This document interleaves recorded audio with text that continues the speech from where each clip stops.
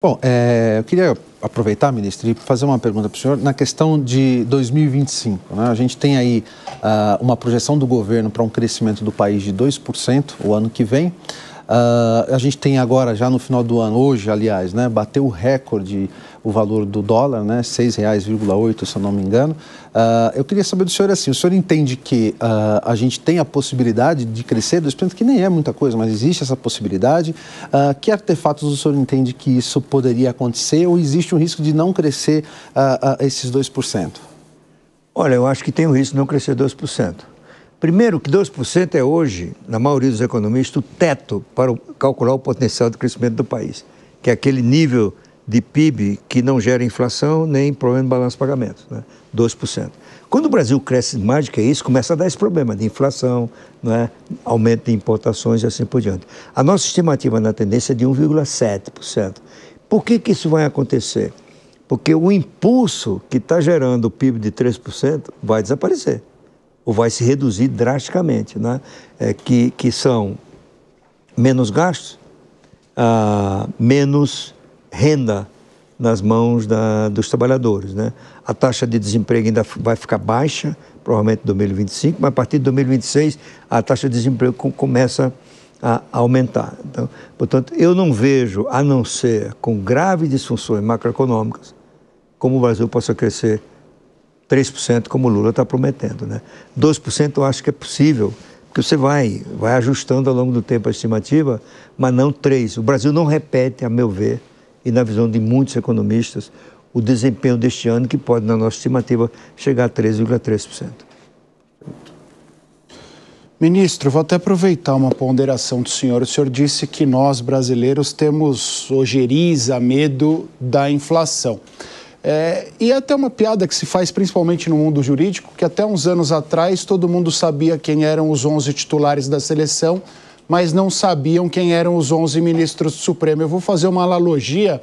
Hoje nós não sabemos quem é o técnico da seleção, mas nós sabemos quem é o ministro da Fazenda, quem é o presidente do Banco Central, quem foi escolhido para ser o próximo presidente do Banco Central.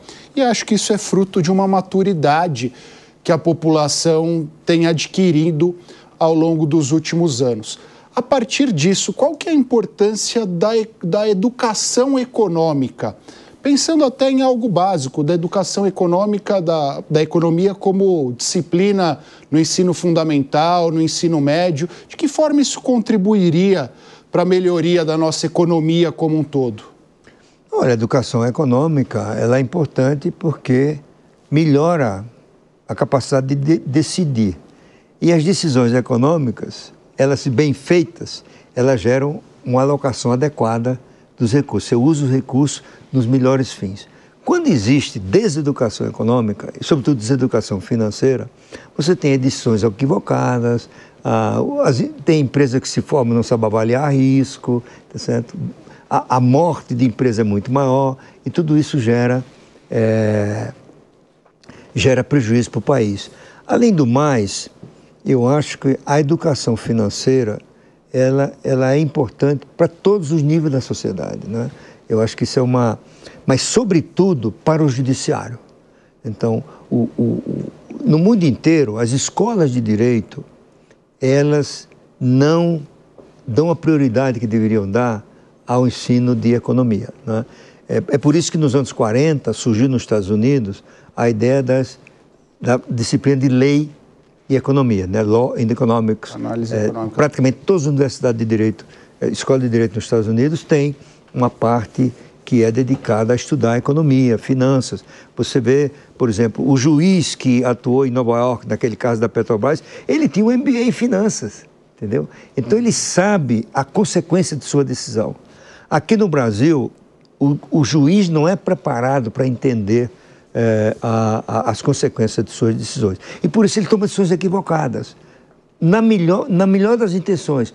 Por exemplo, nós vimos essa semana um juiz decidindo que os entregadores de mercadoria de aplicativo, eles têm vínculo empregatício. O que acontece? Ele destrói a lógica, no sistema da tecnologia digital, né? E que permite o trabalho remoto, permite o trabalho por aplicativo e assim por diante, o participante, ele não é trabalhador da empresa, ele trabalha a hora que ele quiser, ele trabalha quando ele acha que vai ganhar mais dinheiro, não é? Quando ele precisa assistir um membro da família, ele não vai trabalhar. Então, a flexibilidade, se você consultar, e eu faço essa consulta a motores de táxi, eles estão muito satisfeitos com isso, né? Porque eles têm liberdade de decidir quando trabalhar. Pois o juiz quer que seja a lei trabalhista dos anos 40 que vai reger essas relações, né? Eu espero que, no nível dos tribunais superiores, essa decisão seja derrubada. Por quê? Se ela prevalecer, vai destruir esse mercado.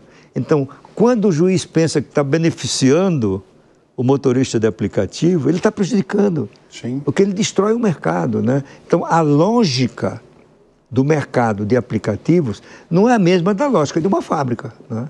E por isso ela tem que ser considerada em suas características. E o juiz deveria estar preparado para isso. Portanto, a educação financeira, deixa-me repetir isso, sobretudo de juízes, é fundamental. E os americanos fizeram isso porque eles perceberam que quando a economia vai se tornando mais complexa, maior a necessidade de juízes dominarem questões básicas nas suas decisões.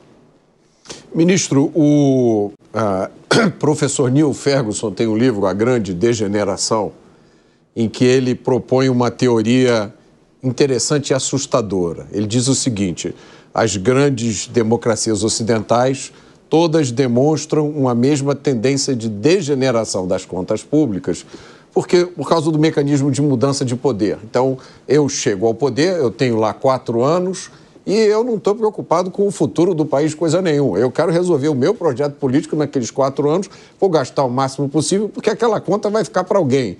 Isso incluiria também a degeneração dos sistemas previdenciários. Eu prometo para o cidadão que ele vai se aposentar ganhando uma fortuna, porque esse problema não vai ser meu, vai ser de alguém. Como é que o senhor vê essa questão? Olha, essa é uma questão grave, não é? E o Ferguson tem razão, não é? O FMI tem publicado ultimamente, e a OCDE também, alguns estudos mostrando que o nível de endividamento público ele está chegando a valores que são absolutamente insustentáveis. Por exemplo, os Estados Unidos, que sempre tiveram uma relação dívida-PIB da ordem de 50% a 60%, estão com 110%, 120%. Não é? A França está passando uma crise política agora por causa de uma questão fiscal, porque o déficit público francês está em 6% do PIB, quando a regra da União Europeia é 3%. Então, o primeiro-ministro propôs um conjunto de medidas para reduzir para 5% e perdeu, né? O parlamento num país do nível de informação e de cultura que é a França, né? Imagina noutros que não têm essa cultura. Então, tudo indica que o mundo está evoluindo, se nada for feito, para uma grande crise fiscal, né? E que redunda numa crise financeira. Claro que ninguém sabe se vai acontecer e quando vai acontecer, mas esse risco existe, né? E quando vai acontecer, ninguém sabe. Eu gosto de citar uma frase de um economista alemão que foi casado com uma brasileira, o Roger Dornbusch, né? Ele foi professor do MIT e ele estava fazendo uma palestra, uma apresentação sobre uma crise qualquer. E alguém perguntou: professor, tudo bem, quando é que essa crise vai chegar? Disse: olha, essa crise vai demorar mais a chegar do que você imagina, mas depois é muito mais rápido do que você pensa, certo? Então, normalmente as crises, os colapsos são instantâneos, né? Nesse mesmo campo, tem uma frase que se atribui a um escritor americano, esqueci do nome dele agora. Ele diz o seguinte: perguntaram para ele o que ele achava de uma crise financeira. Como é que evolui? Ernest Hemingway, né? É o escritor. Então ele disse: olha, a meu ver, as crises financeiras têm duas fases. A primeira, ela evolui vagarosamente e depois de repente.